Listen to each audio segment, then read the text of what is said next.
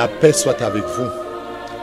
Frères et sœurs en Jésus, le temps de carême, quand nous mettons nos pas sur les pas du Christ, nous voulons grandir dans la communion avec lui. Nous voulons grandir dans la certitude de sa présence dans nos cœurs, dans nos vies.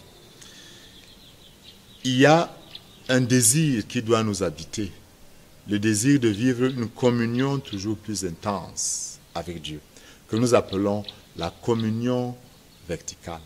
Et cette communion va de pair avec une autre dimension, la communion horizontale. Grandir dans la communion verticale, c'est grandir dans l'intimité de Dieu, c'est grandir dans mon intériorité. Il ne s'agit pas tout simplement dans notre vie chrétienne de faire des choses pour le Christ. Il ne s'agit pas d'abord de faire, mais d'être. Entre Marthe, qui s'affaire à préparer la nourriture pour le Christ et tout le reste, et Marie, qui s'assied pour l'écouter, Jésus préfère Marie qui l'écoute. Il dit que Marie a choisi la meilleure part. Le temps de carême, c'est le temps de grandir dans l'intériorité, dans l'intimité, dans l'écoute. Seigneur, je suis à toi. Que notre être tout entier soit à Christ. La deuxième dimension, c'est celle qui nous amène à aller vers les autres. C'est la dimension horizontale qui est indispensable. La communion avec les autres, elle est indispensable. C'est-à-dire quoi? C'est-à-dire apprendre à être signe de bonheur pour l'autre.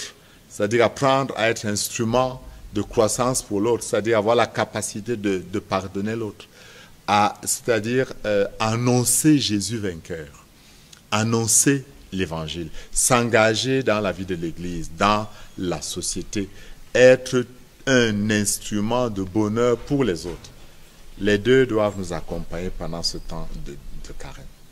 Que nous voyons à tout moment, à l'insigne de la croix, la dimension verticale qui nous donne de chercher à grandir dans notre intériorité, dans la présence de Dieu, et la dimension horizontale qui nous amène vers les autres, en sachant que la primauté, c'est l'intériorité. Cette intériorité, personne ne peut me l'enlever.